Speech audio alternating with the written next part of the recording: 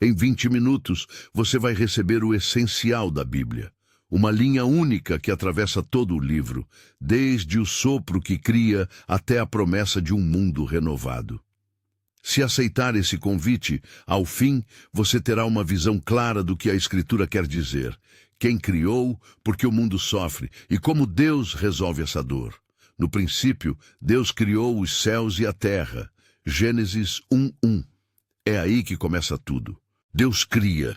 A narrativa bíblica abre com um gesto criador. Um Deus que traz ordem ao caos, que separa a luz das trevas, que forma vida e dá dignidade ao ser humano.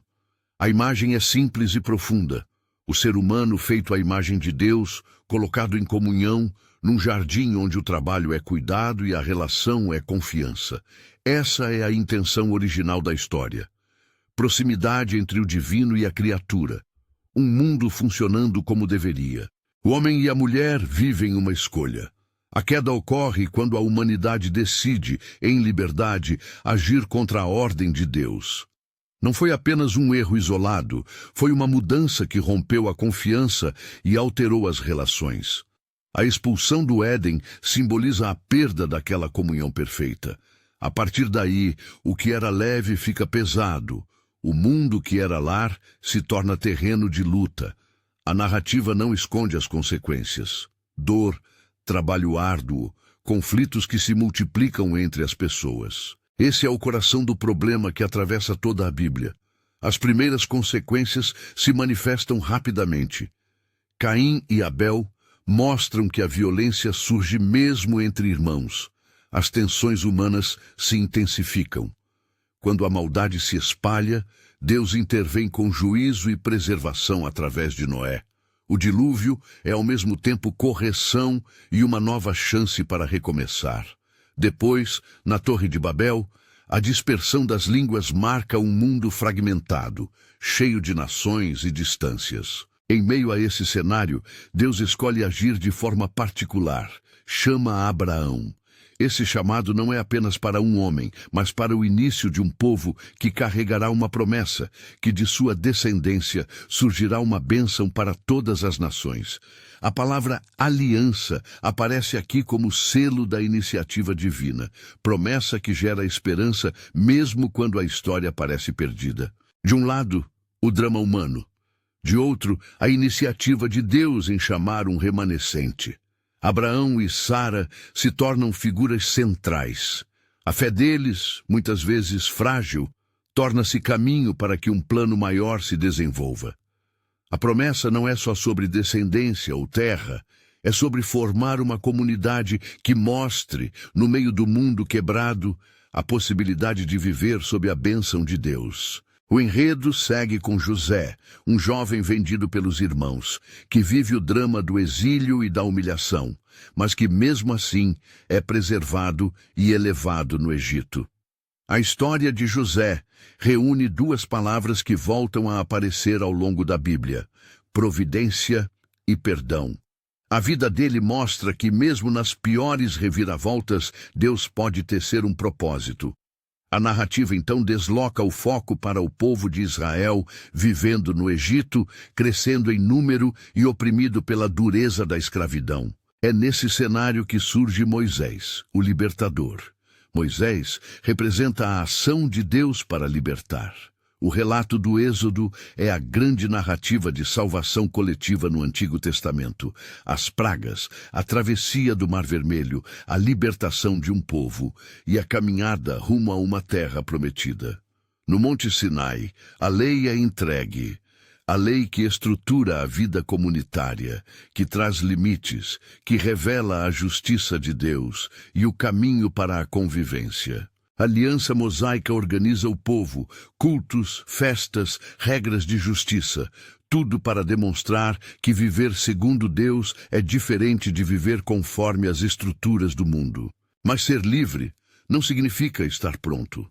A travessia pelo deserto revela fragilidades humanas, murmurações, idolatria, dúvidas. O povo aprende, tropeça e, mesmo assim, continua em direção à terra que Deus havia prometido. Ao entrar na terra, com Josué liderando, há conquistas e conflitos. A queda de muralhas como Jericó é narrada como exemplo de fé ativa, mas o período dos juízes que se segue revela um padrão: ciclo de fidelidade e queda, libertação e esquecimento. Esse ciclo prepara o terreno para algo novo, o estabelecimento de um reino unido. Surge então a figura de Davi, pastor que se torna rei e representa o auge da esperança nacional.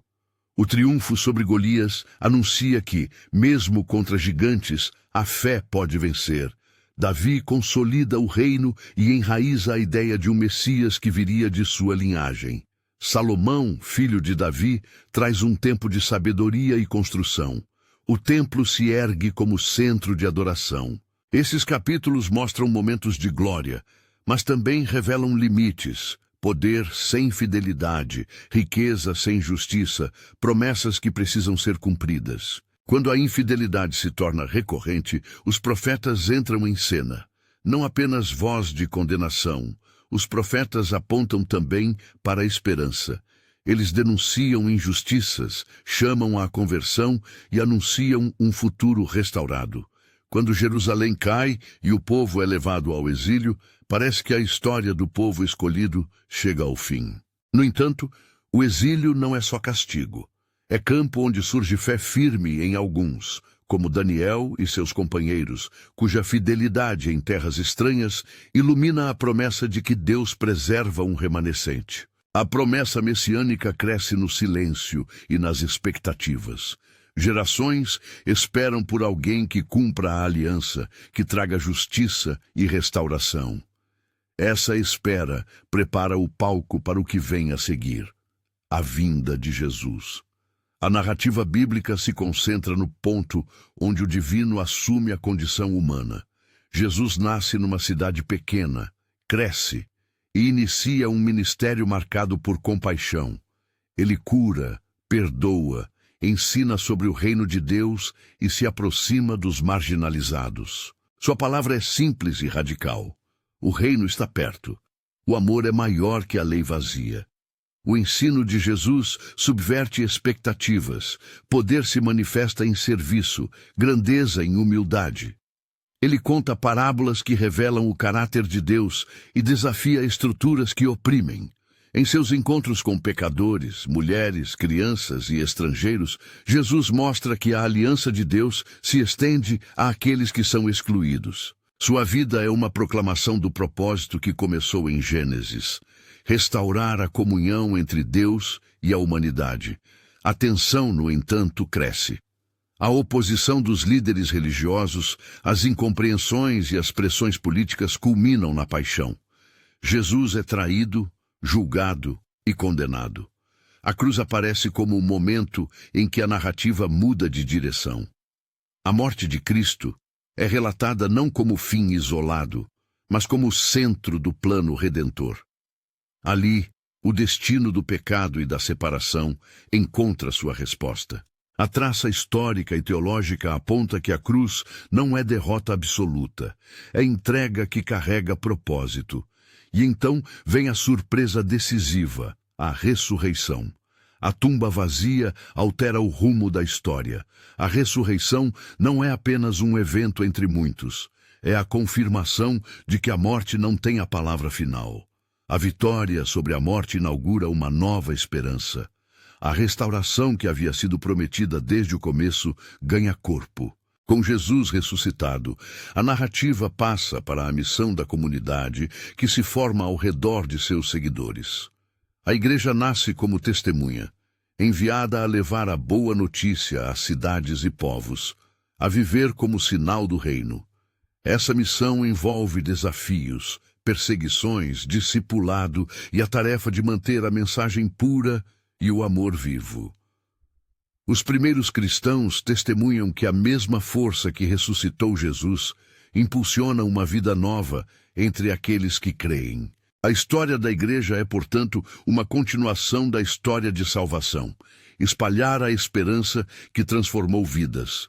O livro final da Bíblia, Apocalipse, recoloca o olhar no desfecho.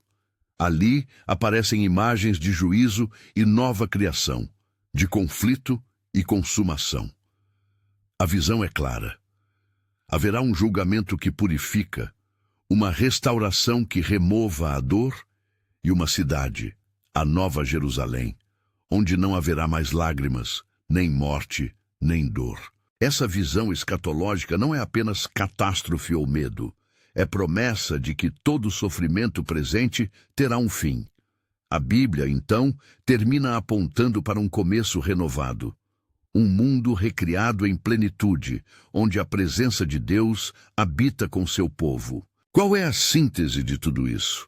A Bíblia pode ser lida como uma carta de amor e um mapa de restauração. Ela nos diz quem somos, mostra onde erramos e apresenta o caminho pelo qual Deus nos chama de volta. Ao longo da narrativa, há um fio condutor, a iniciativa de Deus em buscar, salvar e transformar. Mesmo quando a trama revela nossa infidelidade, a voz divina nunca cessa de convidar. A promessa não é de um sucesso humano garantido, mas de que Deus está empenhado em cumprir seu propósito de restaurar toda a criação. O clímax dessa história é a cruz e a ressurreição. Ali, a direção da história muda de destino.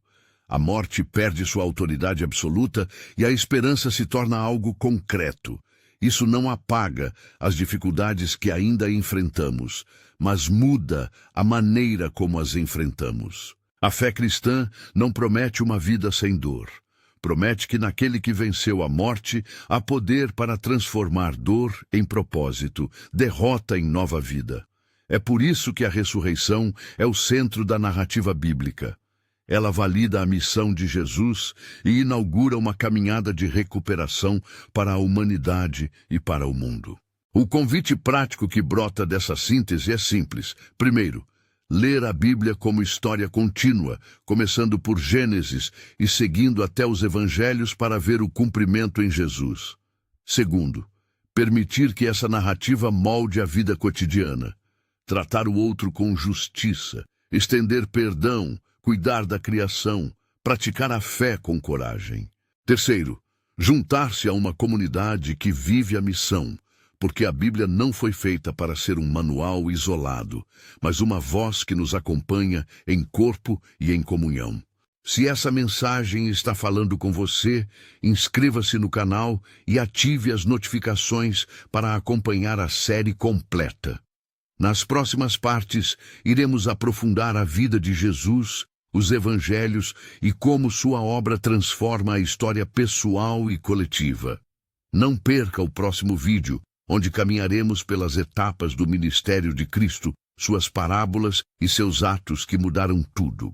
Antes de encerrar, vale lembrar: a Bíblia não é apenas uma coleção de textos antigos ou uma ferramenta doutrinária.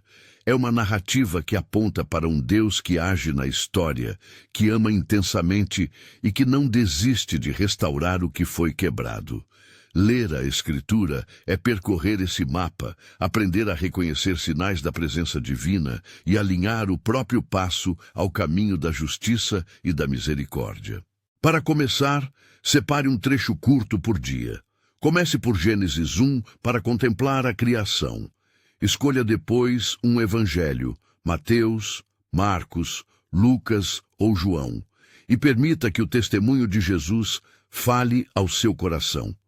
E se quiser entender melhor a vida de Cristo, clique no vídeo sugerido na descrição que aprofunda esse tema. A Bíblia, carta de amor, mapa de restauração. Que essa visão o acompanhe não apenas por 20 minutos, mas por toda a sua vida.